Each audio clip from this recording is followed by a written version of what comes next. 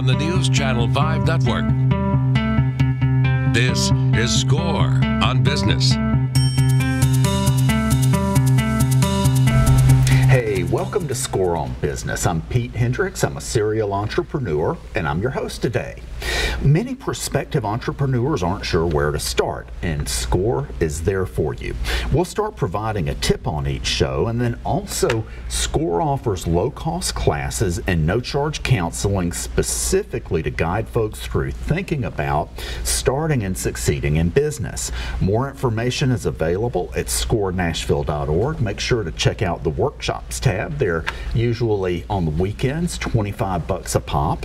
And your tip for this show: talk to some prospective customers who aren't your friends and ask them for completely honest feedback.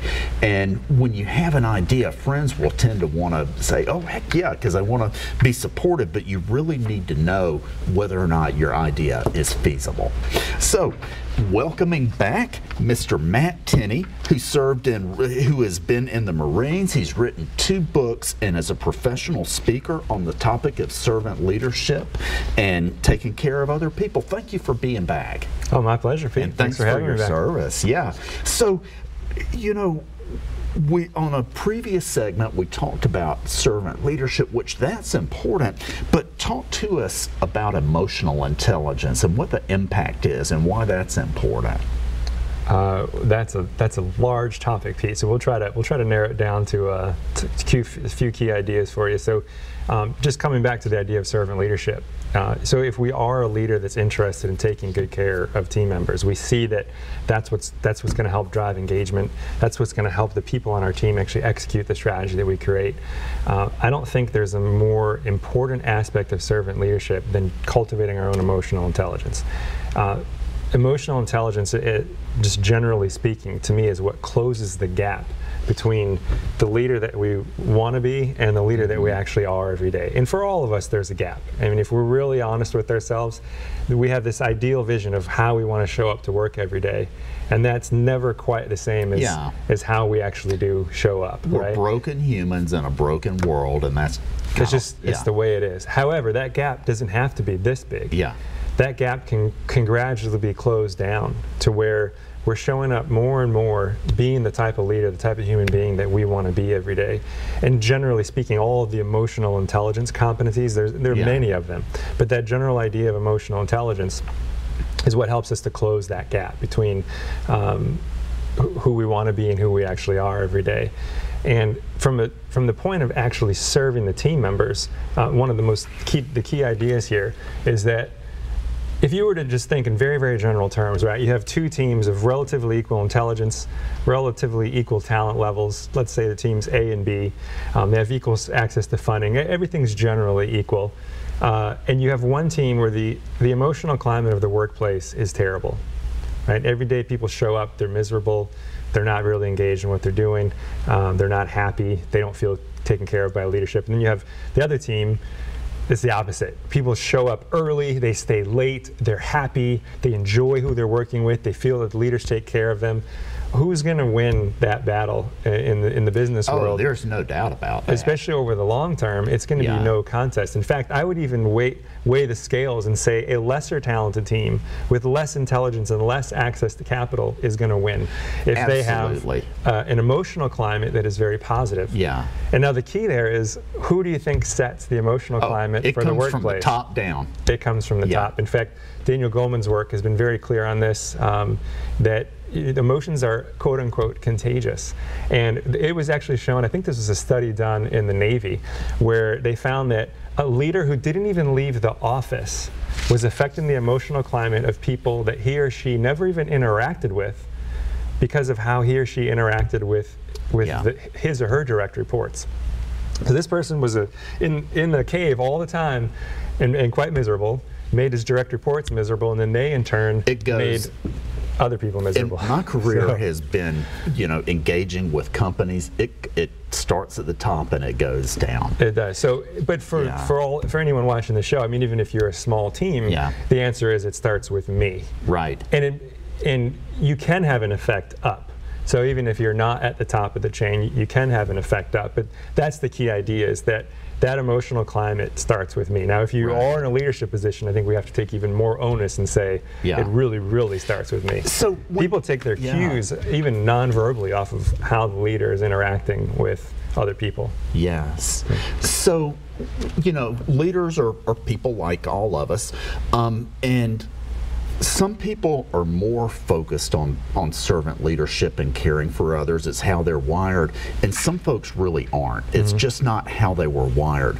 When there is a leader who is not wired to be supportive of others, but they realize that it's holding them back and they want to change, what are some things they can do? That's a great question. And in fact, that's the same, if we put that in the under the theme of emotional intelligence, the same answer. So there are of course tactical things that we can do to better serve team members. You know, things like being really clear on expectations that we set, and being really consistent with holding people accountable, because those types of things, if you create an unjust workplace, people are very unhappy about that. But you know, just asking questions of people, like what they're interested in, and just generally thinking, what can I do to advance this person's career, advance them as a human being, help them meet the needs that they have. Those are all tactical things that you can do just reading a list. You know, you could go to my blog if you want to. There's tons of ideas, tactical things that you can do that help you to start taking better care of team members. But what it really comes down to is this, Pete. You can have this idea or be manifesting some of these tactical things, but people are going to see through it pretty quickly if when you're having a conversation with them, you're not listening. Right. Or if they tell you something and it seems like you heard it and you don't do anything about it, something that's really important to them. If you don't know how to regulate your own emotions, like anxiety or anger, that's going to come through with people very, very strong. So what I think is even more important than the tactical things is doing the inner work. And that can really only be done with two techniques, essentially, or two paths to being more emotionally intelligent. One is to figure out the specific behaviors that you want to be better at and start practicing them as often as possible, not just at work, but at home with your family, at church on Sunday if you go to church, volunteering, because emotional intelligence is not something you can learn through reading a book, unfortunately. You could read 50 books on emotional intelligence and you're not going to be any better at it. Emotional intelligence is learned in an area of the brain that doesn't deal with language and concepts, so it's learned implicitly.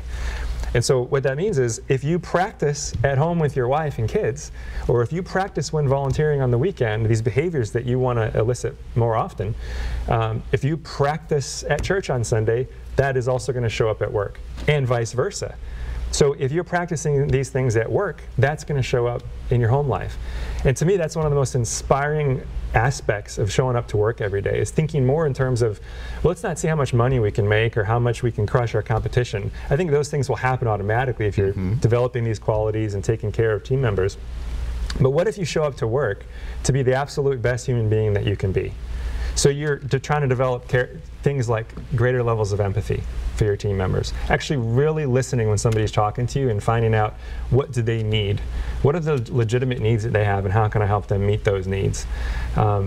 Working on skills like regulating your own emotions, whether that's anxiety or anger. And every single entrepreneur out there, we all experience anxiety probably on a daily basis. Oh yeah.